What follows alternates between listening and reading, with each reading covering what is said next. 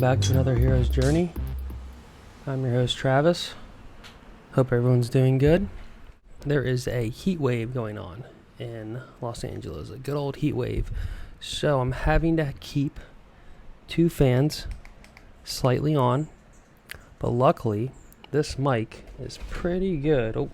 Is pretty good at blocking out the wind sounds. So we will see how that goes. We are going to dive in to the new Space Jam movie, which we watched last night.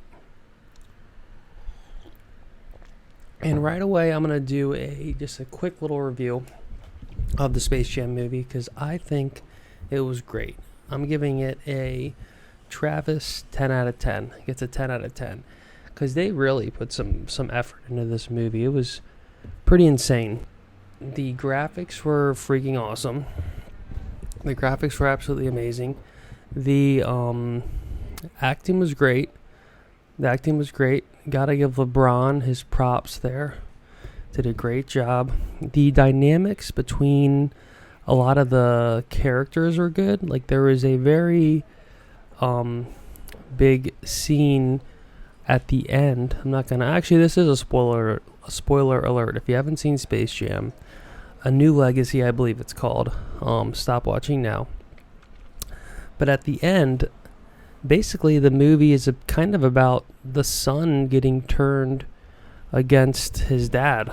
And it's pretty intense how they approach the subject. And by the end, there's Don Cheadle, who's the bad guy, who's basically tried to take his son, LeBron's son, and turn him against him and kind of replace LeBron, and Don Cheadle is the kid's dad.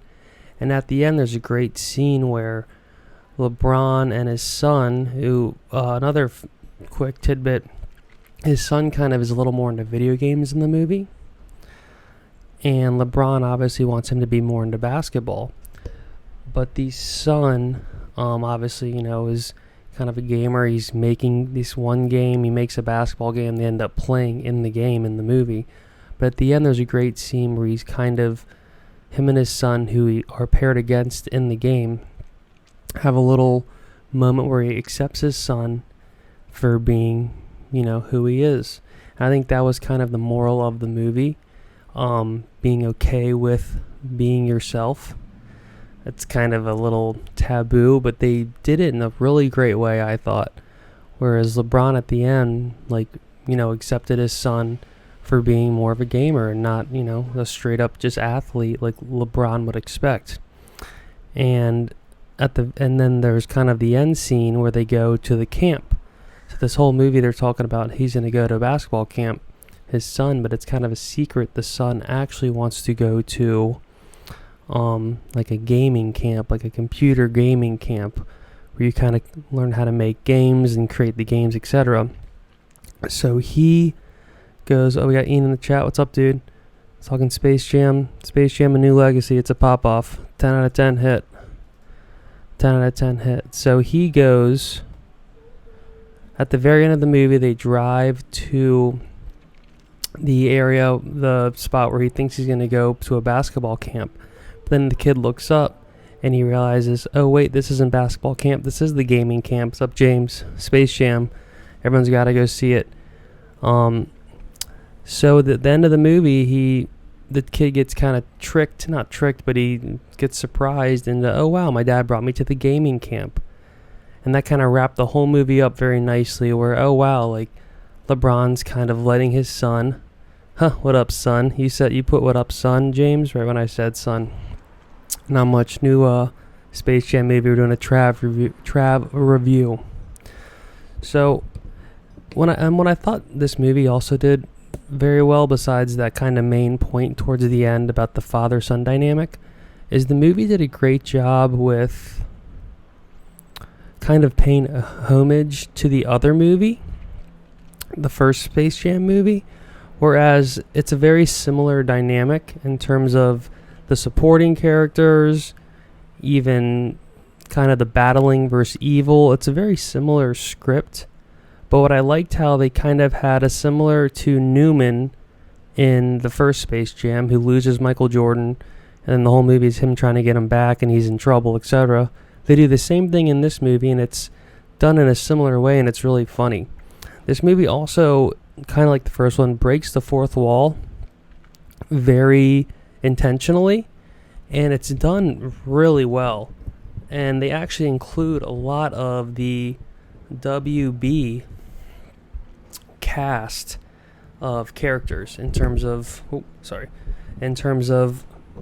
the characters WB owns and etc. So they have, they have the It character in here. They have all the characters from WB, Iron Giant, basically any movie that came out on Warner Brothers, they kind of shoved in this movie, which was pretty cool to see all these characters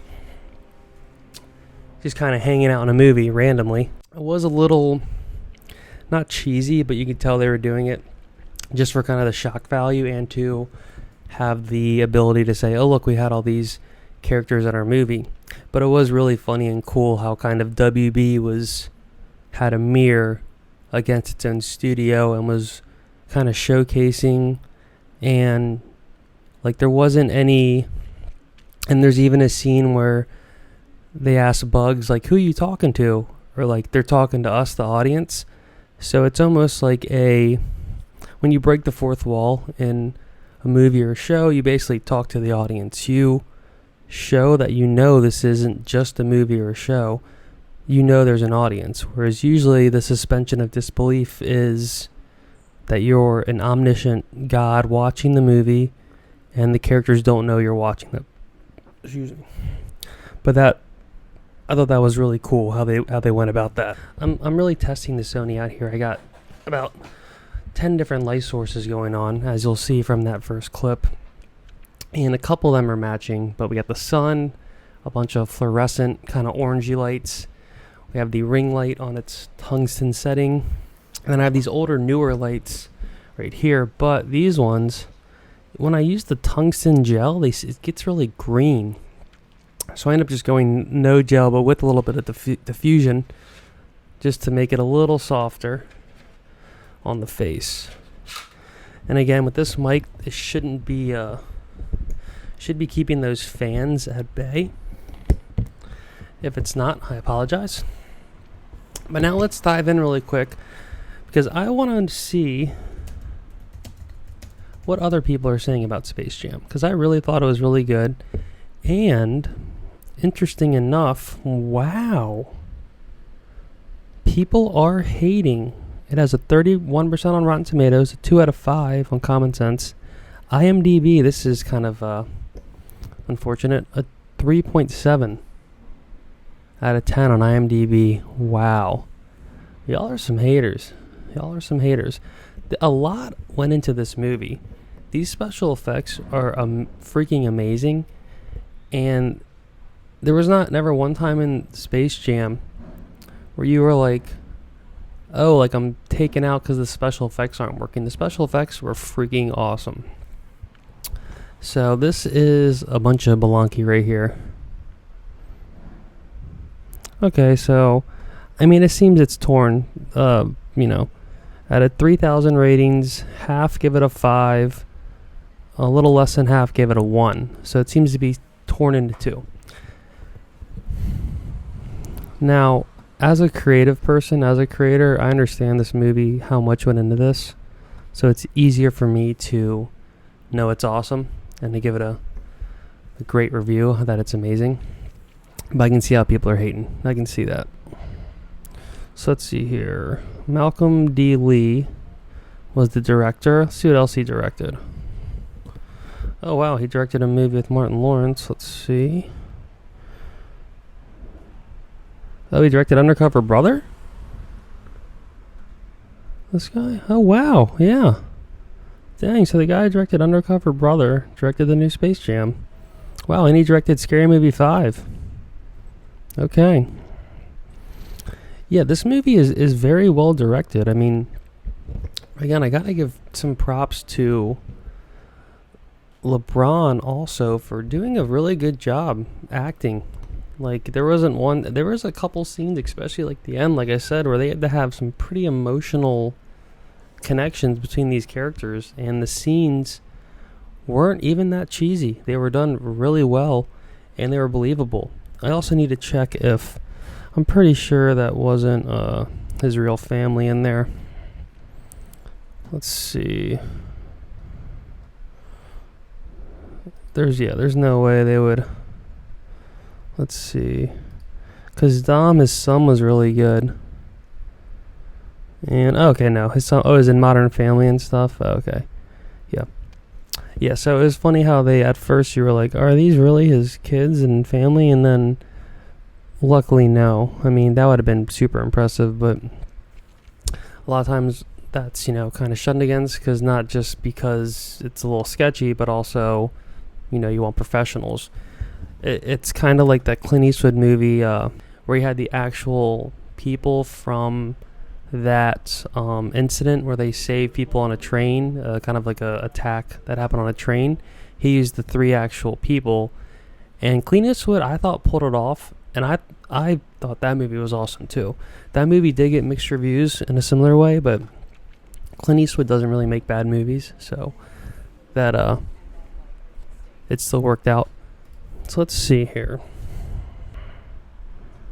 Oh God. New York Post said LeBron James' film is an abomination. Good Lord. Wow, okay, so there's some people really hating on this. Well, Space Jam 1 came out in 1996, so that's 16, almost 30 years later they made this movie. Yeah, here it says, over its near 2 hours, the film repeatedly mocks its very existence. Exactly, that's the point of the humor, which the first movie did. And also in this movie, it's a lot about the algorithm is the bad guy, because the algorithm, it's in the movie, again, spoiler alert, people get sucked into their phones and have to go play this game. That's the final game of the movie. Tila and Space Jam, you gotta go watch it. Doing a Space Jam review. Have you seen it? It's free on HBO Max right now. So if you have HBO Max, I guess you can watch it for free. But the movie is super, like I said, the fourth wall is broken early on, and the fun of the movie is that it mocks itself. So it's interesting that they're getting upset that the movie is doing that. New York Post. And see, they're saying here where Porky Pig has a little rap battle, which I thought was pretty funny, but they're hating on that. Yeah, so the algorithm, who is the bad guy, it's an algorithm, it's a computer program algorithm basically, who sucks people into their phones. They play the game, and if they lose the game, they gotta stay in that world forever. But what's interesting is that Don Cheadle plays that character. He does a really good job, but it really is like a very modern movie with how they take, like, the algorithm knows what's gonna be great, and then when they kind of diss his idea, he turns into a bad algorithm, and then still sucks them all in, and they still gotta do what he wants. But I thought that was actually really well done. And again, it's so easy to be a critic. You go try to make Space Jam 2. You go try to make this. I'm gonna conclude my review and give it a 10 out of 10. It's a 10 out of 10 because all these other movies lately that are coming out that have a lot of hype, and they say they're not that good, like the new Spiral Saw movie. I haven't seen that yet, but supposedly it's alright. And just, when there's so much hype around a movie, it's almost gonna fail because there's just so much hype. But this movie, I was very pleasantly surprised. It was fun. I didn't want it to end. It was just fun watching LeBron interact with these characters, these cartoon characters. Maybe there was a little bit where when he was a cartoon character, I'd rather him be his normal self interacting with the cartoons. There's a good chunk where he's an animated character, and that is fun to watch, but the beauty of these kind of movies is similar to Roger Rabbit, where there's a real actor interacting with like a cartoon universe. So that's always pretty fun. Let's see another reviewer. Oh wow, CNBC says New Legacy is a bloated mess with a shameless plug to other Warner Brothers movies. Everyone is hating. They're hating hard. Alright, fair enough. I mean, Space Jam 1, though, on this thing, Rotten Tomatoes, Space Jam 1 is a 44%, a 2 out of 5. So I don't even believe these people because, I mean, Space Jam is a classic. That is a great movie. Any movie where you're taking someone who's not an actor, but they're like a big star in another thing, you throw them in a movie and they can even have any semblance of being able to pull that off, you got to give them their credit. And so I don't feel as bad anymore because I didn't know Space Jam 1 had such kind of bad reviews. Some audience reviews. Alright, Check Cook Mock, he gives it 5 stars. Me and Check can hang out. He said, as a movie lover, I'm surprised to finally see a sequel to a classic I never watched till last night. Wow. Alright, look. I have no idea why critics are being so critical. This sequel is a big step up from its predecessor. From hybrid animation to computer graphics, it's a whole new level for this generation as well. Precisely. This movie makes like Lord of the Rings look like it's ancient. Now that's a stretch, but this movie really ties together animation, cartoon, real life into this new world where you're like, wow, this is very believable and looks great. It was extremely pleasant to watch. But honestly, don't let the critics be the judge. Be your own judge and go see this film. Great masterpiece of the Looney Tunes. Don't miss out. There we go. Yeah, basically half the people are giving it 5 stars, half are giving it 1 to 2 stars. Jeremiah says, this movie was awesome. I don't understand why people hate it so much. This movie was so much fun. It was the original. It was action-packed, incredibly funny. It's great to see LeBron have fun again. Let his son be himself at the end, like I was talking about. Beautiful to watch. The visuals, getting to see a ton of different tunes in different worlds was awesome.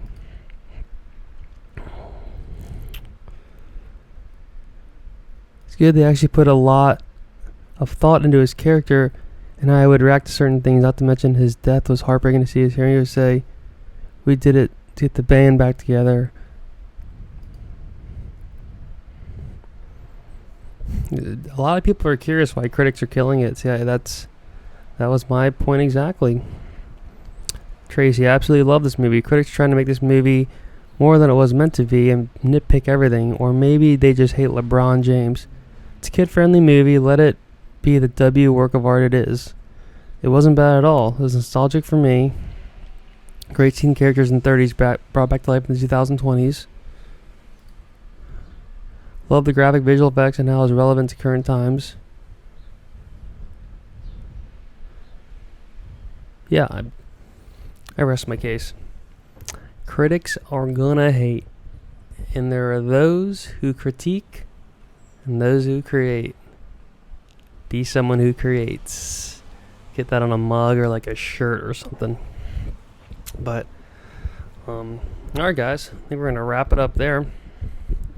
My Space Jam review was a little all over the place, but in the end, go see this new Space Jam movie. 10 out of 10 on the Trav scale. Visually stimulating. The acting for what it is great. Again, LeBron does a very good job, very similar to Michael Jordan's job, where it's a little more of a timid role, but very believable. You're never like, oh, he's acting. And towards the end, very emotional scene. I think a couple tears came through. Couple tears. So, it's a tearjerker. So, alright guys, we're going to call it there. Enjoy the rest of your weekend. Peace.